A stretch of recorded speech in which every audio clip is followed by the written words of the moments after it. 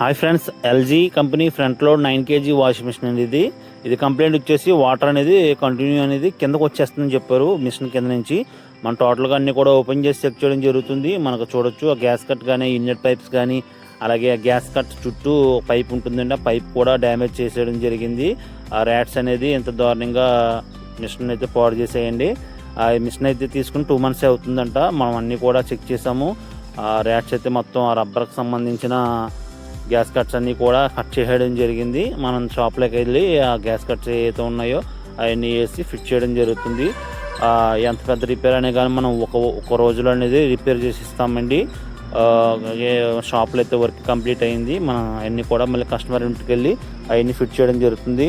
అలాగే front load top load washing machines ఎంత పెద్ద రిపేర్ అయినా కానీ మనం 1 day అనేది రిపేర్ చేసి ఇస్తాం. పీసీబీ రిపేర్ కానీ, అలాగే స్పేర్ పార్ట్స్ ఏమైనా కానీ మన దగ్గర అవైలబుల్గా ఉంటాయి.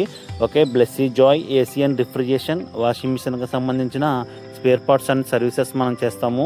అలాగే top load front load washing మిషన్కి ఫుల్ సర్వీసింగ్, అలాగే డ్రమ్ క్లీనింగ్ అన్నీ కూడా మనం చేస్తున్నాము.